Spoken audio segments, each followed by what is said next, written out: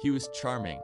The first time you saw him, you felt something different, charismatic, attentive. He seemed to understand you like no one else. You thought, I finally found someone special. But over time, something changed.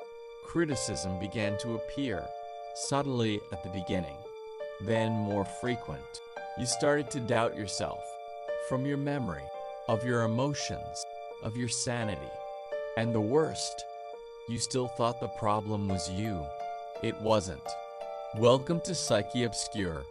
Today we're going to get into the mind of a narcissist, how he thinks, how he feels, and how he destroys the people around him, so systematically that the victim often doesn't even notice. What is real narcissism? First of all, we need to separate narcissism from common sense. Of Narcissistic Personality Disorder, the TPN, everyone knows someone's self-centered. This is not clinical narcissism. The TPN is a deep and inflexible pattern of grandeur, constant need for admiration, and lack of empathy that begins in young adult life and appears in all contexts of the person's life. It is estimated that between 1% and 5% of the population has the disorder, but its effects spread far beyond this number. Because narcissists gravitate to positions of power and close relationships. You've probably already crossed paths with one. You may be living with one now. And the most important thing you need to understand is this. The narcissist doesn't act by chance. There is an internal logic, a pattern, a system. And when you learn to recognize him, everything begins to make sense in a disturbing way. How does he think? In the mind of a narcissist, the world is divided into two categories, those who serve and those who threaten. There is no middle ground. There is no equal. People around are constantly evaluated for what they can offer: status, admiration, resources, validation. When they stop offering, they no longer have value. Psychologists call this partial object thinking, the inability to see other people as complete and independent beings. For the narcissist, you are a function, not a person. There is also a fundamental concept called narcissist supply. The narcissist constantly needs attention, admiration, and control to regulate your self-esteem, which inside is fragile like glass. External grandeur is an armor. Underneath her, there is a deeply insecure self who cannot tolerate criticism, rejection, or irrelevance. When this armor is threatened, the narcissistic anger comes, disproportionate, destructive, cold. How does he feel? Here is one of the most debated questions in clinical psychology. Does the narcissist feel anything? The answer is yes, but in a different way. Neuroimaging research shows that narcissists have smaller volume of gray matter in the prefrontal cortex, region associated with empathy and emotional processing of others. They feel it, but they feel mainly for themselves. Envy, constant and corrosive. Shame, which they never admit and turn into anger. Boredom when they are not being admired, and an internal void that no conquest can fill. What they rarely feel in a genuine way: guilt, gratitude, joy for the success of others. When they show these emotions, it's usually performance, calculated, with purpose, to get something. The destruction cycle. And now we get to the heart of this video. The pattern that repeats itself in all relationships with narcissists, whether romantic, family, or professional. Psychologists call it a narcissistic cycle. 3 phases, always the same. Phase 1, love bombing. At first, the narcissist puts you at the center of the universe. Intense attention, constant compliments, connection that seems unique. You feel special like never before. That's not love, it's capture. He's mapping what you need to use this later. Phase 2. Devaluation. Gradually, the praise turned into criticism.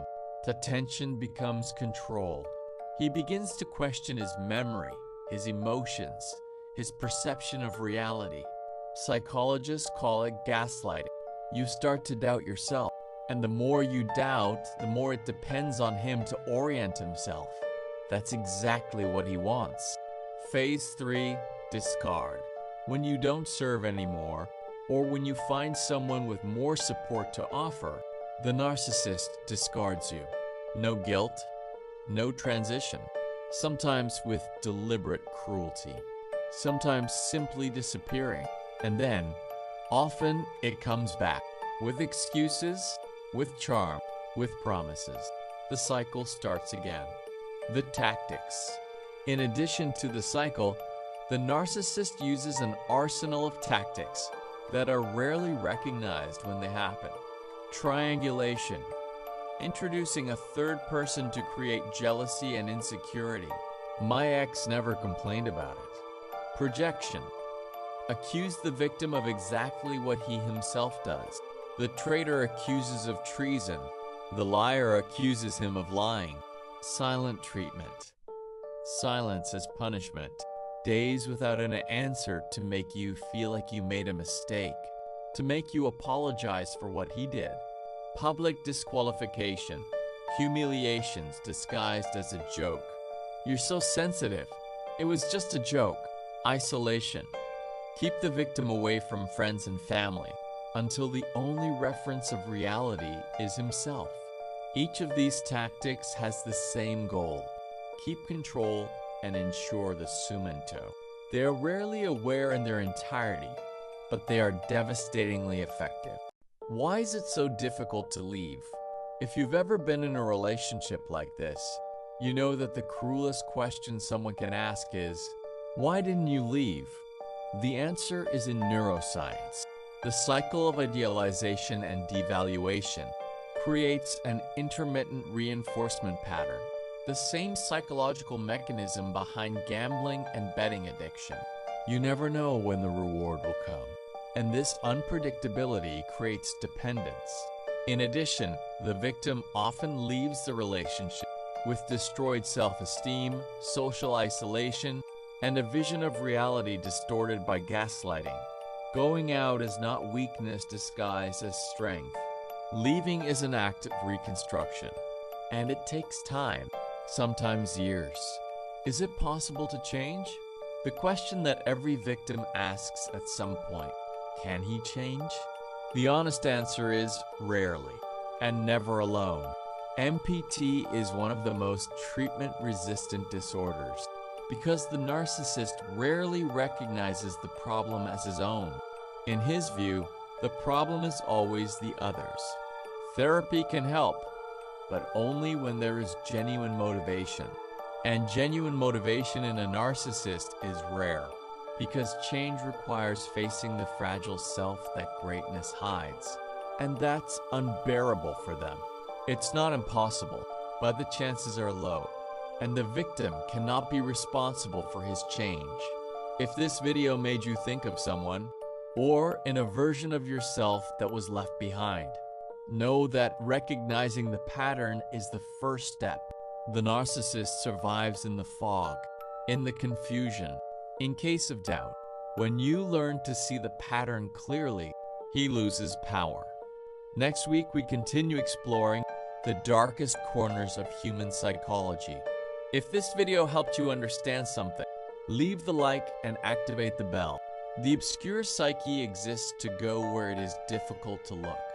See you next time.